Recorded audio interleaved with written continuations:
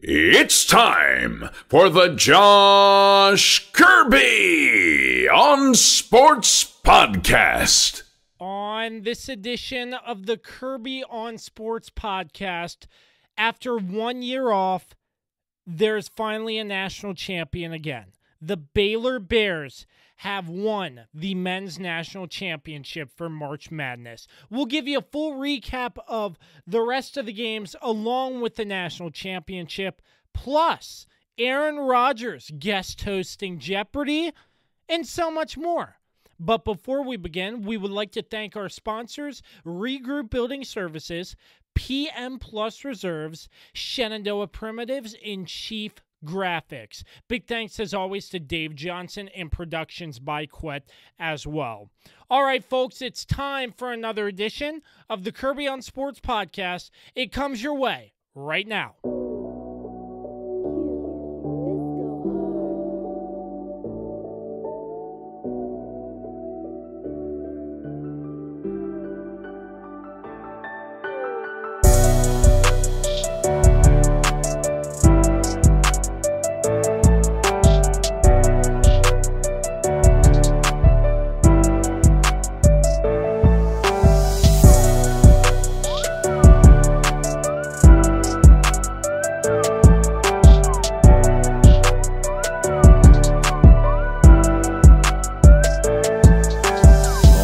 I'm glad you connected. This is Dave Johnson, voice of the Washington Wizards. You have connected to the right place because you are listening to my man, Josh Kirby on Sports Podcast. What is going on, my people?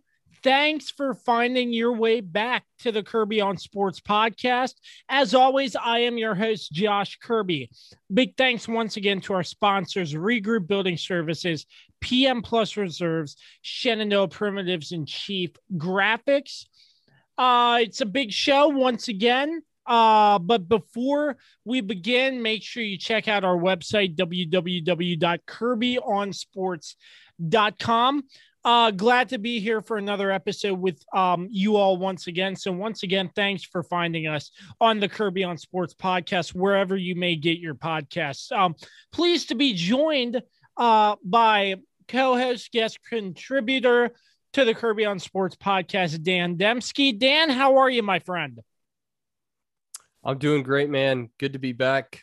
Good to be with you again, and glad to be talking some sports. I feel like it's been a while, so it has been happy to be here. It has been sort of a while, I have to say. I mean, I sort of just needed to take a short break from doing the podcast because I mean, first and foremost, folks, take mental health seriously because you got to take breaks, because if you're going full steam ahead podcasting all the time, I mean, that's great. I've done that before, but I mean, you got to take breaks too. So essentially that's what I did. So I mean, how's everything in Northern Virginia so far? It's going well, man. Still working from home, just chilling. That's about it. It's just working pretty much. Now you must love that traffic. Am I right? It's really not too bad right now. In the times that I have driven around, it's certainly not the best, but it's all about timing, really. If you go at a certain time, it's usually not too bad. But usually around 2:30, 3 o'clock is when things start to get bad around here as far as traffic's concerned. Really from here to DC and back, it's DC gets really bad earlier than 3 o'clock, but as you well know. So absolutely. Well, once it's been good so far. I've really enjoyed living out here, and hoping to get out and meet some and make some more friends too while I'm here. So hopefully that happens soon. Well, we're glad you're with us, Dan, once again. I was debating when to throw this topic into the podcast before or after, but I decided that this is just too good not to talk about first. And it has nothing to do with, now, I mean, it has something to do with the sports team, but nothing along the lines of big breaking news happening or something I mean, you can say it's sort of breaking news, but flipping Aaron Rodgers guest hosting Jeopardy, that was by far the best time watching Jeopardy. I mean, I'm not sure if you tuned in, Dan. I'm sure you got all the news about Aaron Rodgers guest hosting Jeopardy, but an NFL quarterback in the offseason guest hosting Jeopardy, I mean, I thought that would be something that would never happen, you know? Yeah. I didn't get to watch live, but I did see several clips on social media. And yeah, man, he's a natural at being a game show host, and especially with Jeopardy, you know, there's this sort of professionalism, I think, with Jeopardy that Alex Trebek had, especially, where it's a very serious game show as far as game shows are concerned. But Alex Trebek had this way of making it serious and also having moments of comedic relief and things like that. And, you know, I noticed Aaron Rodgers was really good at that, especially with the little quips he put in there. And was it one of the contestants who said something about kicking a field goal? I think it was the daily double where you can bet how much, how you can wager how much. The guy wagered $0, and the answer to the question he put was about kicking the field goal in the playoff game, obviously against Tampa Bay. That's right. Yeah, I saw that and I was like, "You've got to be kidding me!" I mean, for somebody to do that. Well, you know what? He took it well. Look, he's always on Pat McAfee. So I think he sort of understands how ball busting goes. He's probably used to it by now. So that's nothing for him. He was pretty prepared for that. It's almost like he was. So he handled it well. And yeah, he's fantastic. He did a great job of keeping it professional while also having a little fun with it, which I think is important to keep people engaged at home. And also, you know, I think getting a younger audience too, it's key to have someone who people respect and people see is a good role model. And I think Aaron Rodgers is. Yeah. And I mean, nobody's going to ever replace Alex Trebek, first and foremost. Of course not. Aaron Rodgers came out and said he'd like to be the permanent host. And I heard something saying that Aaron Rodgers thinks he can fit Jeopardy during his off season when he's not in season with Green Bay. So that would be very interesting to see if an NFL star like Aaron Rodgers in the off season, like, is a permanent host. Like, I mean, wouldn't you want to enjoy your time off and whatnot? But I mean, that would be very interesting to see. Well, and especially that now I'll give a couple thoughts here, especially now that he's towards getting up there in age. I'm sure he's looking for what he wants to do after he's done playing football. He's not one of those guys who seems like he could just sit on the couch and do nothing. He seems like a guy who obviously likes to stay active and wants to stay active, whether it be in sports or something otherwise. And so I think that's one reason this would be a perfect gig for him. And also, I don't know if you saw this, but he did quick math or something. He was quoted as talking about how much time he would have off during the off season to film these episodes. And I don't have the actual number, but he did math so fast. It was crazy. So, he's a sharp guy. I don't think anyone's doubted that. So, I think Aaron Rodgers came from a pretty smart school too, if I'm not mistaken. So yeah, definitely, I think that has something to do with it. Yeah, and you know, Jeopardy's been trying to do this ever since Alex Trebek. They've been trying to have hosts and just see how it goes. I think everyone assumed it was going to be Ken Jennings when the show first ended, because not only was he one of the most notorious Jeopardy winners, but also a name that people trusted and knew. Also talked about James Holthauser, who was the most recent big winner on Jeopardy. But certainly just seeing Aaron Rodgers do his thing up there, I mean, he just comes off as a natural. And it's it seems like it would be a perfect gig for him if he could handle during the offseason, which I think is going to be key. But at this point in his career, he'll be in his like 17th season this upcoming year, maybe 18th season at this point. I think he was taken in 2005. So, and then he sat for 2 years behind Aaron Rodgers. But so he's getting up there, Josh. I think, like I said, I think it's going to come down to, he's going to sort of look at the future and say, okay, what do I have to do to plan for the future, and what do I want to do for the future? So, that's one reason I think it would be a perfect gig for him for the future. And yeah, he's fantastic. He really is. It's just a very great tidbit to start off this podcast, and I really wanted to touch on it.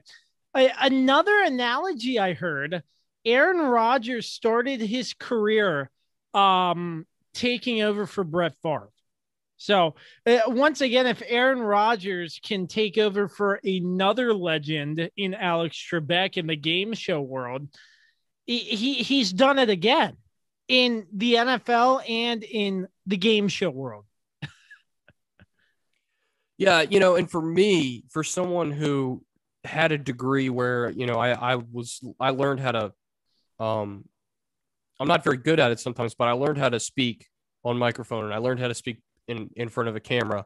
Again, I'm not that good at it. I still have a long way to go as far as that's concerned. But a game show to me seems like this, it's almost like a dream job, right? Because you get to do this specific thing.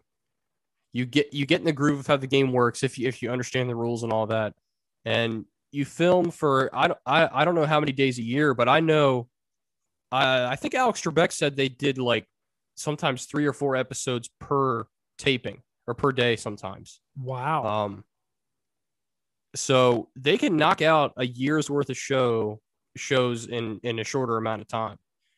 So that's something to keep in mind too. So yeah, I think for me, that would be something that would be very worthwhile for someone like myself, or just someone in general. It just seems like it would be a dream job.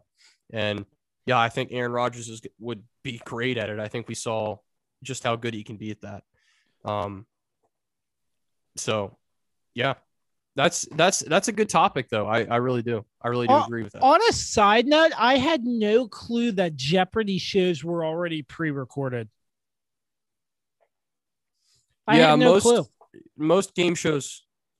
Yeah, most game shows are, and they're really smart about it because they really do make it seem like it's either live or it was taped that day, like earlier in the day, like late night talk shows are. But no, they record a lot of game shows at once. And, that's something I found out that I was like, wow, that seems like it would be a lot of fun though, for sure, to host something for, 4 or 5 months out of the year and then get a really long vacation, because it seems like that's what a lot of these game show hosts have. So I really think Aaron Rodgers could make it work based on his current schedule, but obviously that's something he's going to have to talk to his, maybe his coaches about, but most importantly, his agent and things like that. And if he gets into hosting, he's going to need, probably a talent agent or something too. So it's not just as simple as talking to his sports agent, his NFL agent too. So interesting, definitely something to follow, and definitely something that's going to touch on, regular news, entertainment news, and sports news all wrapped up into one. So definitely something to follow. A great topic to start off the Kirby on Sports podcast, but look no further. There's so much more to come. Right after this short break, we'll be touching on the rest of March Madness. Stick with us right here on the Kirby on Sports podcast. I'd like to take a moment to talk about my friends over at Regroup Building Services, specializing in custom homes, remodels, additions, and so much more. If you're looking for a new place to call home or just need repairs on your current one, look no further because Regroup Building Services has you covered. Just a couple months ago, Regroup Building Services came in and redid our entire kitchen, and boy, does it look great. I cannot recommend them enough. So if you're looking for anything to be done, make sure you check them out at www.regroupbuildingservices.com. Once again, that's www.regroupbuildingservices.com, where they do the honeydews that your honey don't. Make sure you tell them Josh sent you. Welcome back to the Kirby on Sports podcast. Now we are talking March Madness. And boy, was it a great tournament. It has officially wrapped up, but we will get into the national championship a little bit later in the show. Let's start off, Dan, with the Sweet 16.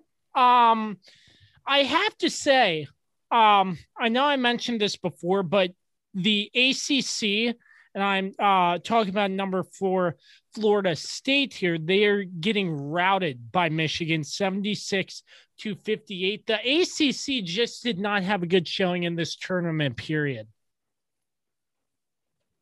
No, they didn't. And it was kind of indicative of the season outside of Florida State. That conference was very inconsistent. A lot of cancellations within the ACC too, and I think that had a lot to do with it.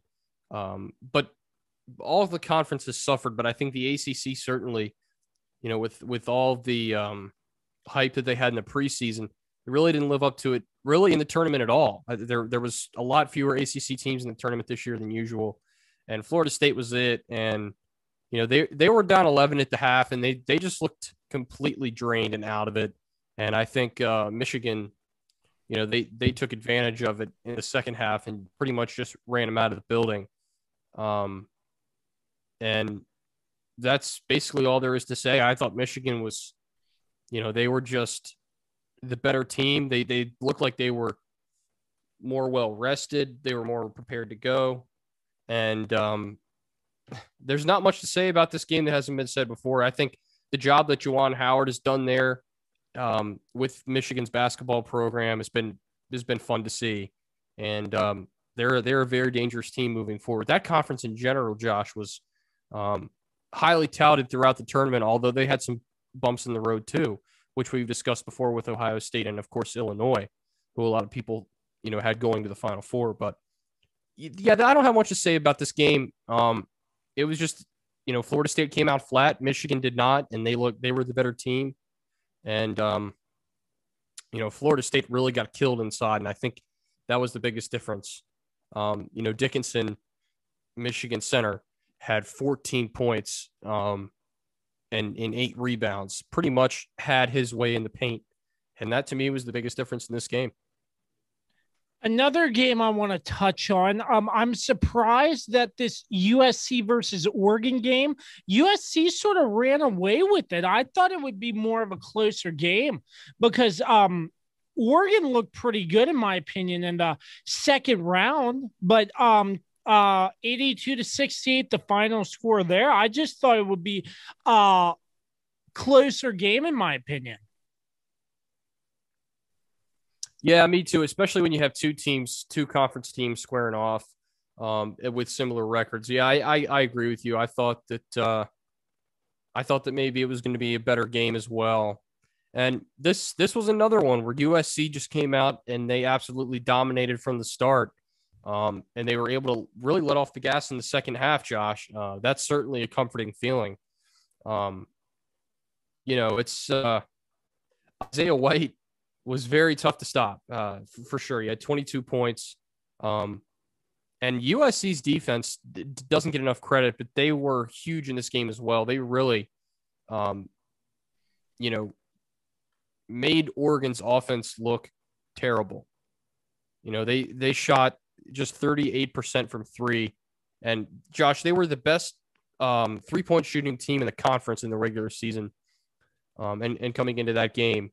So that makes all the difference in the world, too. The three-point shot, you live and die by the three in today's basketball. And that was really the case for Oregon. They weren't able to keep up early. They were down by 14 at the half. And, again, kind of similar to the Michigan game, It was just a matter of better execution by USC and really, really solid defense when they had to play it. And one thing here, I know, I'm not sure how much it makes a difference, but Oregon had 14 fouls in that game. It was, yeah, I thought that was a little bit high for such a runaway game. But I mean, I feel like that could have played a small factor in their loss as well, the amount of fouls given. Yeah, absolutely. I mean, anytime you foul, you're going to get free opportunities, whether they be shooting fouls or otherwise. Regardless, the other team keeps the ball. So, yeah, it's definitely a huge underrated stat, I think, in the game of basketball. And in this situation, it just added to the brutality of this game. For Oregon. I mean, you look here, and they were 91.7 from the free throw line. So USC had 11 fouls in that game. So, I mean, but like you said, the 3-pointers just did not go. Yeah, I mean, you only make 5, and what was it?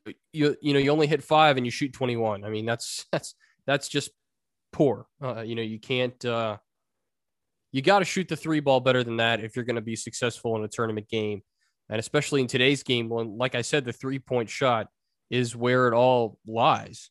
So this was just. I think throughout this tournament, Josh, and I think you would agree that the surprising power of the Pac-12 after they were sort of written off at the beginning of the tournament, everybody was saying the Big Ten, the Big 12 was probably going to have a good tournament run, and the Big Ten had a lot of bumps early on, and the Pac-12 really showed out and played well, and it's going to be interesting to see what happens next year in that conference, because I don't think they're going to be, in the next few years, we're going to be selling the Pac-12 short in the tournament like we made that mistake this year. But also, this was a weird season. Not every team played the same amount of games. A lot of teams had games canceled, and some teams didn't play for up to a month before the tournament. So those are all things to keep in mind that sort of go along with all these games. But yeah, that was a dominating performance, and USC really just had much better defense, and that was the key. So moving on, the number 15 Oral Roberts, who beat Ohio State and beat Florida, they only lost by 2 to number 3 ranked Arkansas. They were 3 points away from essentially moving on to another round. And what a season for Oral Roberts. I mean, they lost, obviously, but I think getting to the third round, the Sweet 16, I think that's a huge accomplishment for a school like that. And even though you lost by 2 to Arkansas, a number 3 against a number 15 in the Sweet 16, only losing by 2 points, that's nothing to hang your hats on. No, and especially because Oral Roberts had a chance to win it at the end at the buzzer. Oh yeah, I forgot about that. But yeah, they had a fantastic season, Josh. You just can't understate a tiny school like Oral Roberts coming in as a 15 seed to play as well as they've played in this tournament. It just kind of adds to the madness that is March Madness. We call it March Madness for a reason. I thought they had the game in hand. They were up by 7 at halftime. They looked good coming out of the second half. But Arkansas had a heck of a comeback. They excuse me. They were fantastic. And they had a pretty sizable lead, but Arkansas was just their defense stepped up when they had to, and then they started hitting their shots too.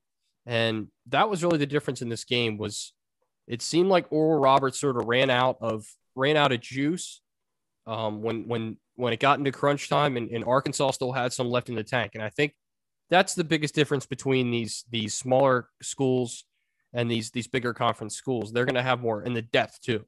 Arkansas was going to have more depth, and they were able to certainly go to that when they had to. So, I think, I think that Oral Roberts had a fantastic season, and certainly they're going to be a program to watch in the future for another team that could probably really make a Cinderella run depending on who comes back next season. They need that little guard they have. Osmus, I think is his name. I butchered his name the last time we did a podcast. I know that much. But he was the guy who had a chance to hit that game-winning shot and missed it at the buzzer. But he's quick, and he's very hard to defend. So, Oral Roberts, really, if they win this game, they would have played Baylor. So, that was going to be really the deciding game for them. If they were able to beat Baylor, I think they really could have possibly won the national championship, because they only had the Final Four and, of course, the Natty after that. So this was a fantastic season for them. Nobody expected them to get out of the first round, much less in the first round beat Ohio State. A team, again, who people had going to the Elite Eight and the Final Four in their brackets. Fantastic season for them. I really didn't know enough about Arkansas to give more of an in-depth, discussion of them, just because I wasn't as familiar with their basketball program. But I think we all were watching Oral Roberts for sure. And what a fun season it was for them.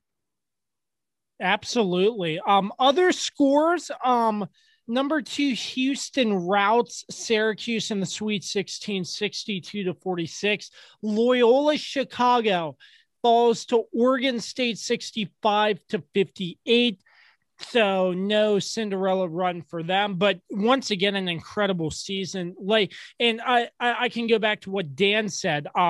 If depending on who comes back for Loyola Chicago, they could have yet another chance to make another deep run into the tournament. That is the madness that is called March.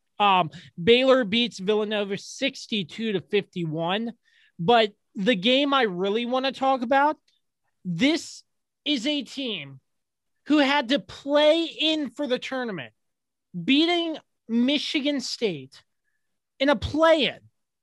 The part of the first 4, UCLA, number 11, beats number 2 ranked Alabama.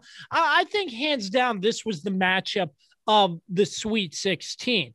You look at UCLA in Singleton with 15 points, Juzang with 13 points. I mean, hell, Juzang played amazing the first couple rounds before this. And I mean, we have heavy point scorers. You have Jaquez Jr. with 17, Bernard with 17, Singleton with 15.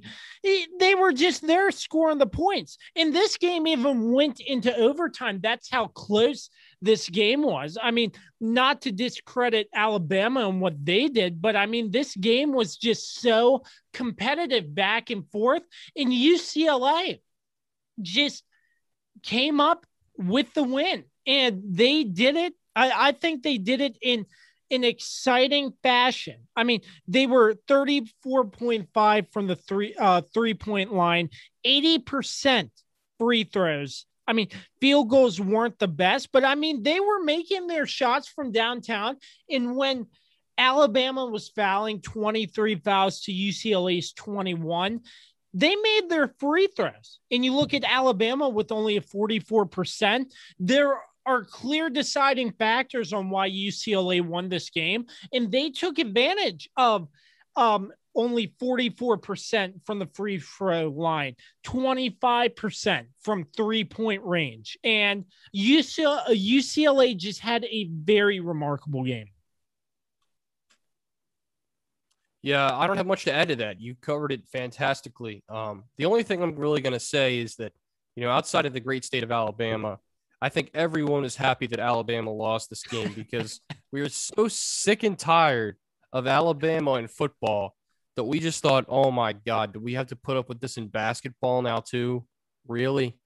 So I think I speak for a lot of people when I say that I'm glad that UCLA was able to get this win. But yeah, that's a lot of fouls between both those teams. And, it makes you wonder if it was just aggression or if the referees were, blowing the whistles at just about anything.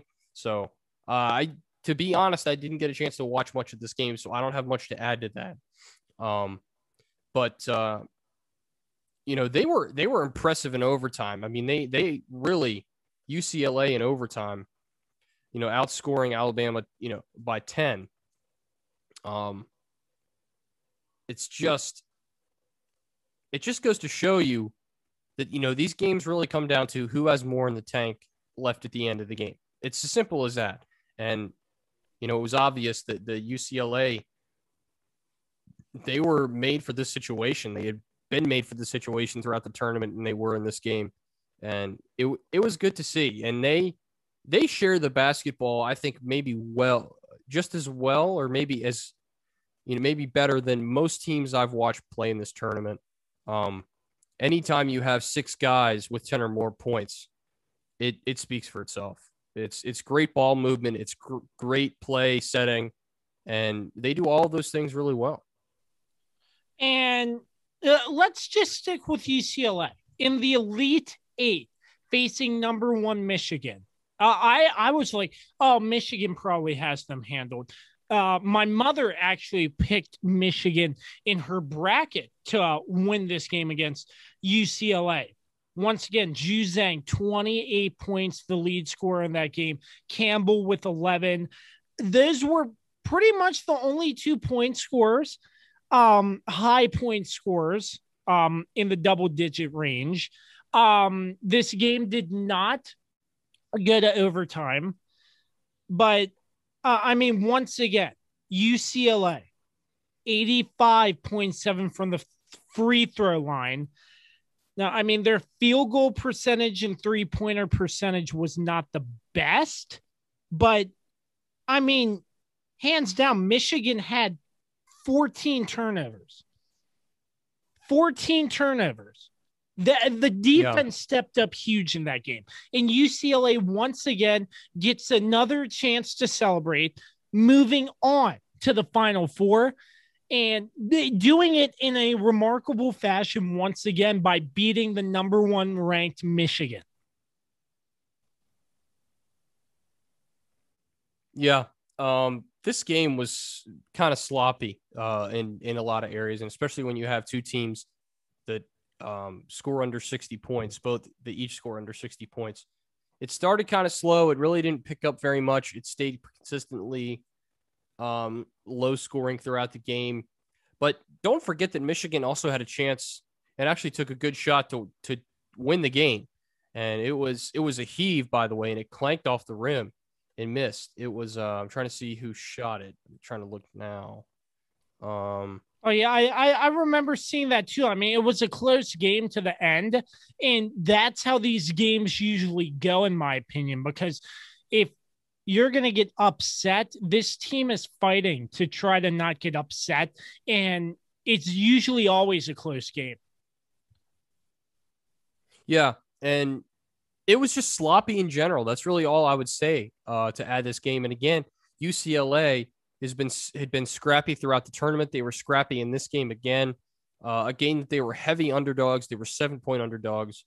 They come in and just do a better job, I think, of making fewer mistakes. Not by a lot, because they still had their fair share of mistakes. But Michigan, they were solid throughout the tournament. A team that really, hadn't made a lot of mistakes before this game, but they were just tripping over themselves, kind of, Josh, and maybe too big for the moment, too caught up in the moment. I'm not sure what the situation was, but UCLA was just more prepared, and they were more sharp in this game, no doubt.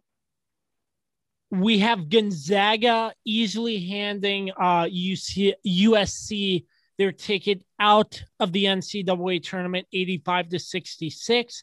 Baylor over Arkansas, 81-72. And a close one, Oregon State, number 12, losing by 6 to the number 2 Houston. That was a very close game as well, Dan. I know you got a chance to tune into that one. I mean, first and foremost, the lead point scores. I mean, not a lot of points scored, like big number points. You have Kalu with 13 points, Thompson with 11. Over for Houston, you have Sasser with 20, Grimes with 18, Giroux with 10. I'm probably butchered that, but still, I mean, Houston had more point scores, but I mean, they were 2 3-pointers away from tying the game and in 7 points from winning. So, I mean, I mean, this was a very close game. Yeah, you said it perfectly. And I think one thing that Oregon State had been able to count on throughout this tournament, that we'd seen them pull several upsets, was the fact that their defense had played well. Had played really well defending the perimeter, especially, and forcing teams to beat them inside. And they really play solid defense. And I thought they played really good defense in this game. It was just a case of their offense could not reciprocate. Their offense couldn't answer the bell time after time. I agree. And Oregon State being like my third favorite college team. There's a long story involved with that. I'm pretty sure I've told you before. But they were, I think, in my opinion, the biggest surprise of this tournament. I don't think anyone expected them to get as far as they did, and to play as well as they did, especially defensively. And you know, they were down 34-17 at halftime, and at that point, I think a lot of people said, okay, this game's over. You know, it's this was really a back and forth game in the second half. It started off big time in Houston's favor, and you know, it was sorry, I've just bumped my microphone. It was a game where Houston just got hot when they had to get hot. And when they needed to lead, when they needed to pull away, they were able to do it.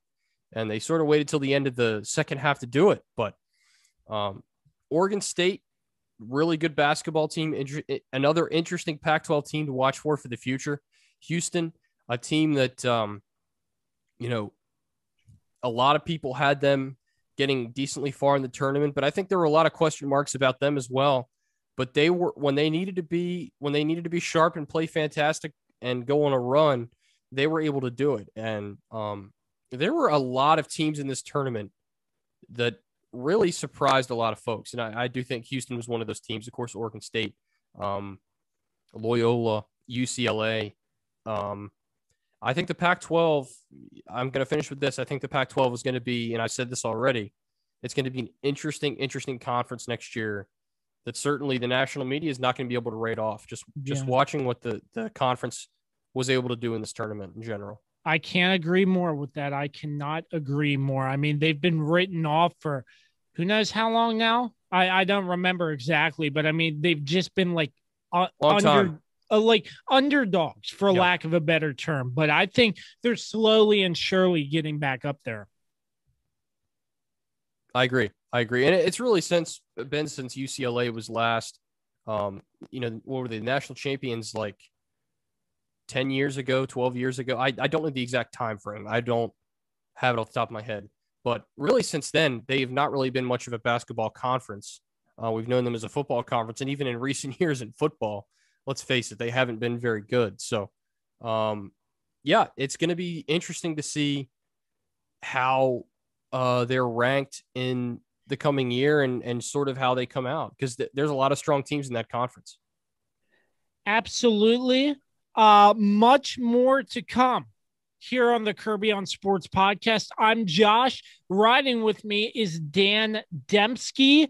When we return, we will recap the Final Four in the national championship. Stick with us right here on the Kirby on Sports podcast. For sports fans living in condominium and homeowners associations, as well as business professionals, when you need a reserve study, PM Plus Reserves has been in business since 1990. Their studies are accurate and easy to understand. Check them out when your association needs a study.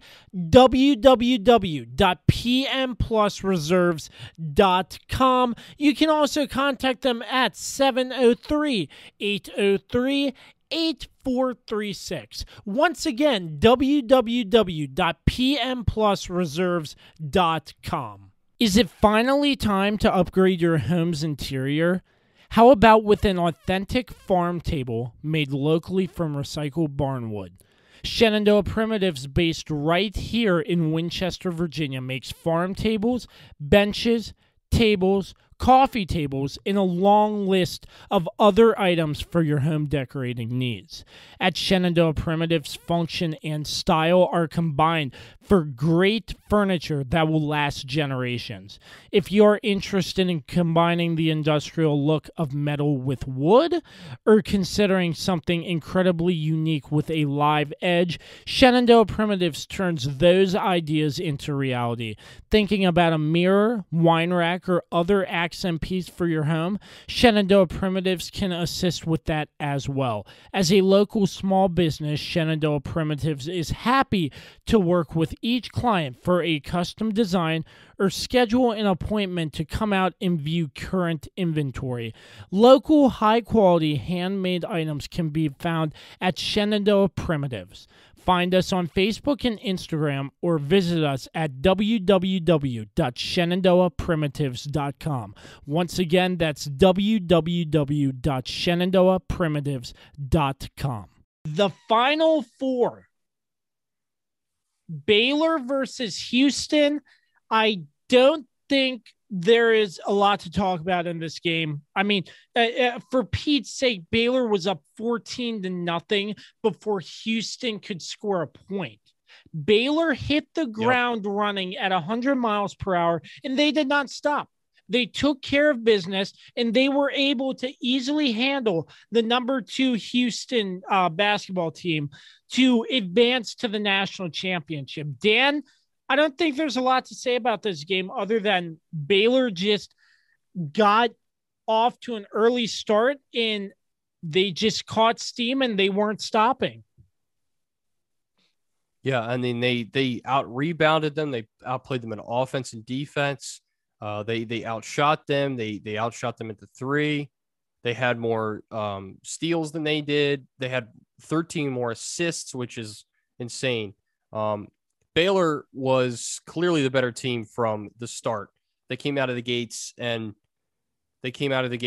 like they were on fire. And like you said, Houston just had no answer for it. And it's just a case of a super strong team like Baylor, who everyone, had a feeling they were going to win this game.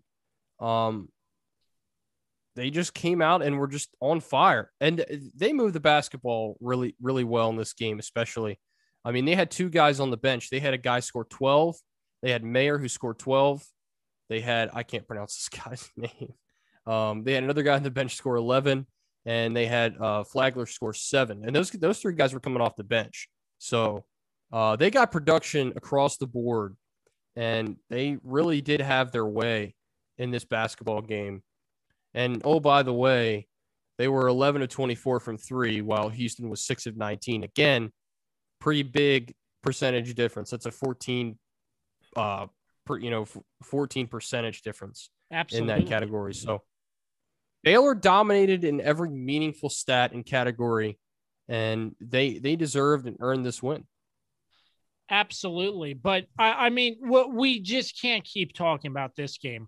We have to talk about what could be one of the best games of the NCAA tournament that I have witnessed since UNC Villanova in the national championship.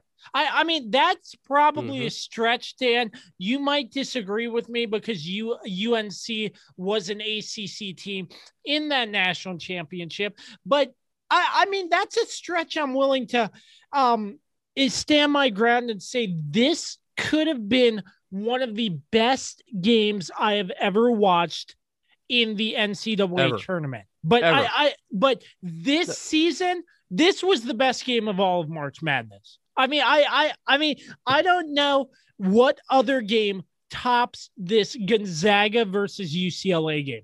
It went into overtime. I mean, It went into overtime. First and foremost, let me preface this. You got for UCLA, Juzang 29 points, Jaquez Jr. 19, Campbell 17 points. You have Timmy with 25 points for Gonzaga. Timmy has been a big key to Gonzaga in the entirety of the tournament, pretty much. And he was most of the point scorers there. Look at the stats, even matched in the free throw percentage.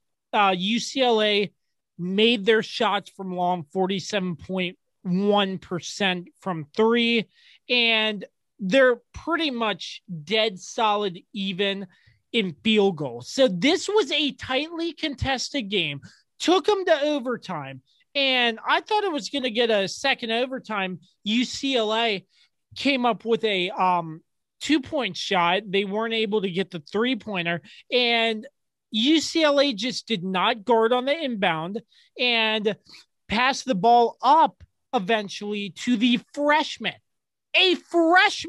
Jalen Suggs, and just about from half court, off the glass and in. Off the glass and in. A freshman who did that off the glass and in from almost half court. First off, that's remarkable to get it off the glass and in. And to do it in overtime, there was a chance for second overtime, but Gonzaga didn't want it. And I mean, UCLA, rightfully so, they were heartbroken. But once again, UCLA is a very, very young team, and it's scrappy.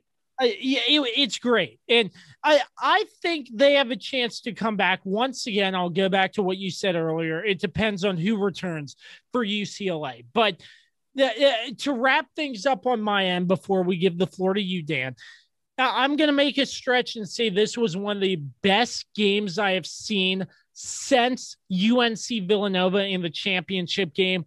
But in this tournament alone, this was the best game, hands down. Gonzaga 93, UCLA 90 in this game. And Gonzaga punches their ticket to the national championship. I'm going to agree with everything you just said, including the fact that this game has to be considered by one of the greatest, not only the greatest tournament games, but one of the greatest basketball games of all time. People were comparing it to the 92 Kentucky Duke game, which is considered probably to be the greatest college basketball game of all time. This one has to be up there. And, a couple stats that I think, speaks for itself. This game had 15 ties, 19 lead changes. And this was a game where UCLA would start to pull ahead, and then Gonzaga would come back, and then it was back and forth.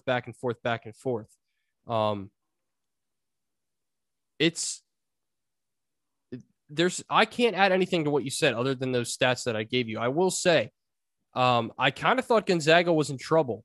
Timmy, their best player, the guy who we all know he's going to be playing at the next level, gets in early foul trouble. I think he had 3 fouls in the first half or something like that. And he had to get taken out of the game. That's when I got a little concerned for Gonzaga, because the offense kind of runs through him. But again, UCLA, this game was just, it had your attention the entire time. And I think there's so few, games in this tournament where you could say that, yeah, I watched every single minute of that because it was that exciting. This was one of those games.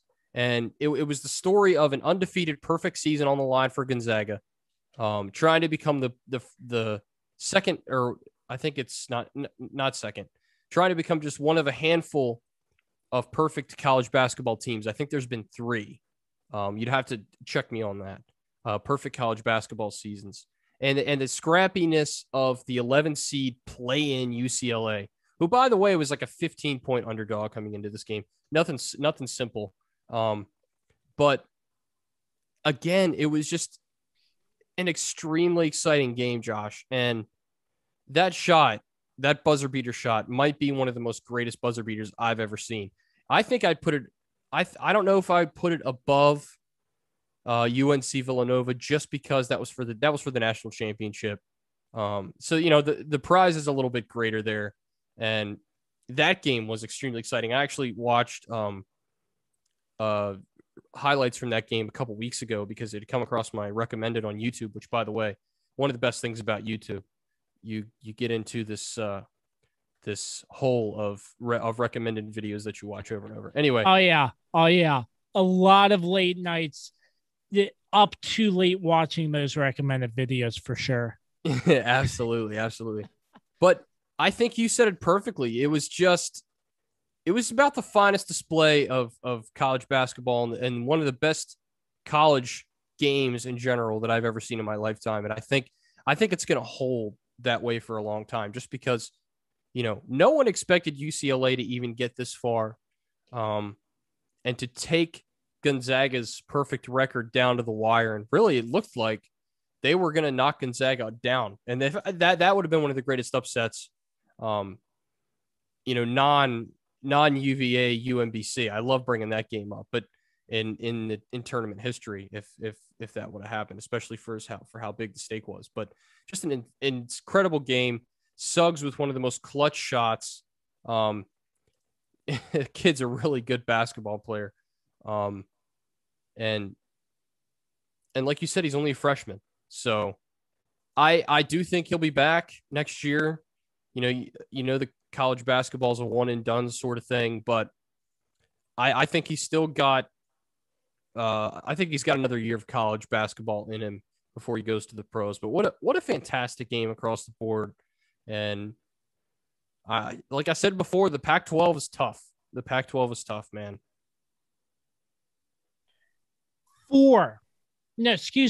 5. Remember that number 5, because I'm going to remind you once again, that's how many games UCLA has won. A play-in team winning 5 games, making it to the Final Four. That's incredible. And that's why this is called March Madness. That's why it's called March Madness. Amen, brother. Amen. Moving on. That's the it. National. You just said it. Yeah, absolutely. The national championship. Are you ready, Dan? I'm ready. Are you ready? You're born ready for this game. All right. So the national championship. First and foremost, really, I'm going to be completely honest here. I watched none of this. And do you know why? Because the tip-off was at 9:25 on a Monday. First and foremost, That's worse than the college football national championship on Monday. And you know how long those national championships in football get? 9:25. I mean, I've watched the highlights. Let me say this. All Let right. me say the reason why that is the tournament's held in Indianapolis. They're an hour behind the East Coast. So if you put the game at 8:00 on the East Coast, that's prime time in our demographic. But the game wasn't held here. So they kind of base it on wherever the game's held. They base it on that time zone. What's prime time? Prime time is 8:00, which why they pick 8:20, why they do 20 minutes after the hour, I don't really understand anyways. I can't answer that. But I can say that the reason why they made it at 9:20 was because that was it would have been 8:20 in Indianapolis, in Indiana at the time. And that's sort of prime time for them. So that's why they did it. Now, I definitely agree with you. I also didn't stay for the whole game. I think I watched the first half and a good portion of the second half, but it was already sort of out of control by the time I stopped watching. So, yeah. Honestly, I watched with about 8 or 9 minutes to go. I mean, for real, I'm going to be completely honest. I probably watched 5 minutes of the game and went to bed.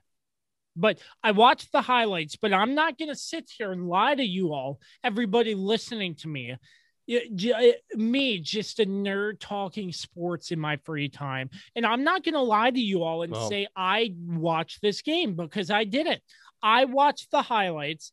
Yeah, I watched 5 minutes of it. And I can tell you from the first 5 minutes, this game played out sort of like the Baylor-Houston game. Baylor got off to a very hot start, and Gonzaga was behind most of the game.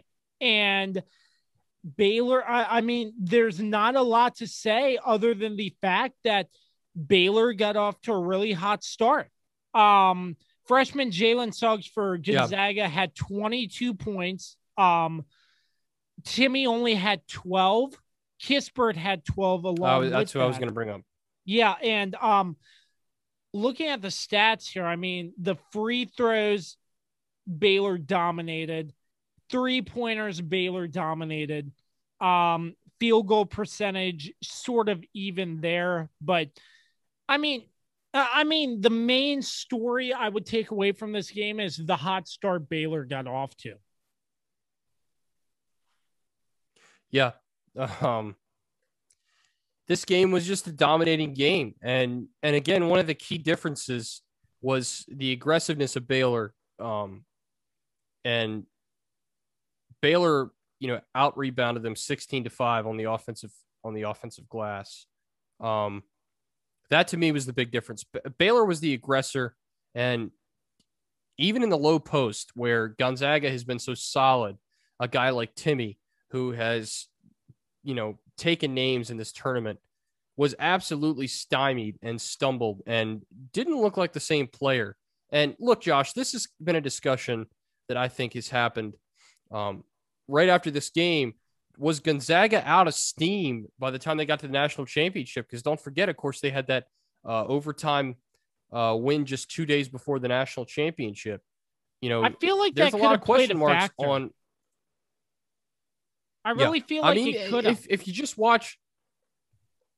Yeah, I mean, if you just watch this game, you could see that Gonzaga seemed out of sorts. 2.5 minutes into the game, Baylor's up 9-0, and it was 11-1 at one point. So it was just a case of a team that was just destined and also just dominated.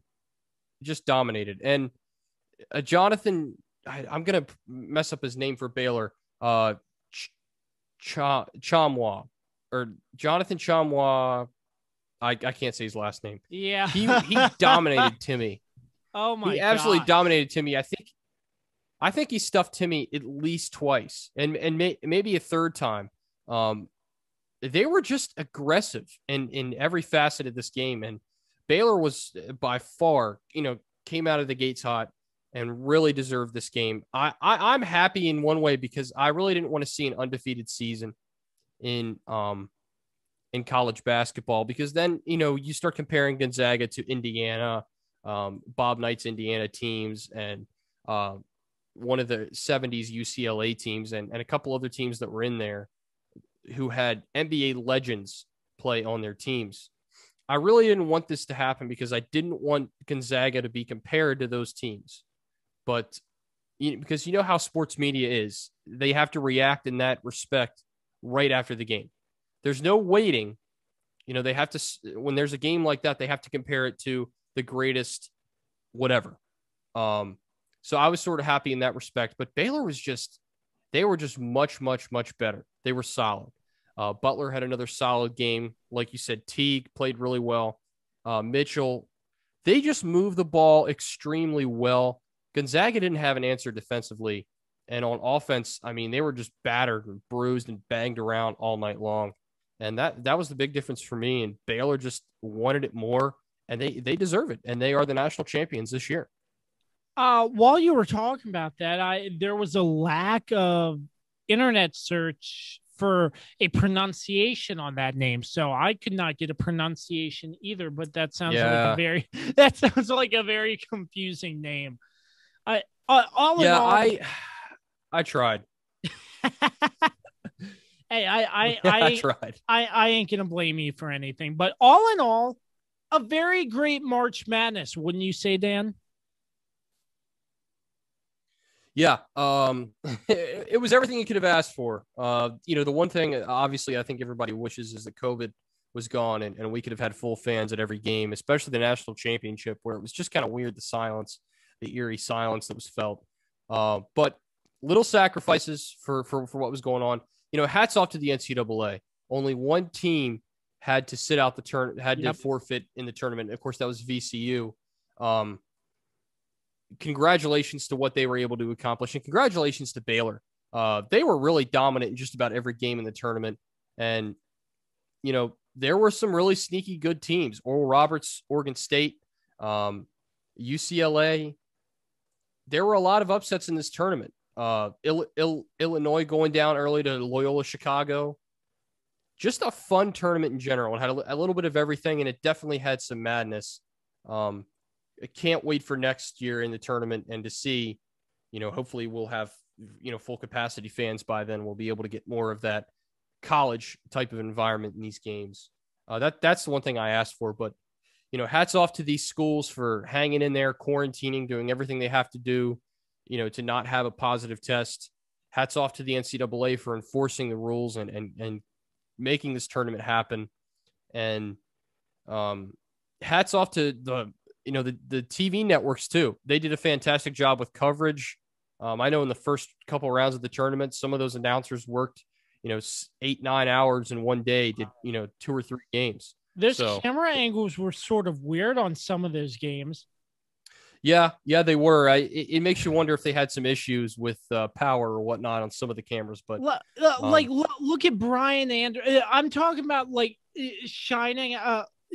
showing a camera at the broadcast booth before the game. You have I think it was Brian Anderson, and when he was going to talk to his broadcast partner, I don't remember what his name was, he literally turned it around because that's the only camera angle they could get. One reporter up front and one in the back. And yeah, I thought it was very interesting. He just literally turned around and they were having a conversation. It was like, we can see the back of your head. Do you know that? And I mean, they were doing the best they could. And like you said, Dan, only one positive COVID case. I was hoping it would be 0, but still, I think it was a very well-played tournament. And hopefully once COVID is gone, the madness will be entirely that much better next year. Yeah, and Baylor is a fantastic basketball team. They are just aggressive. They dominate.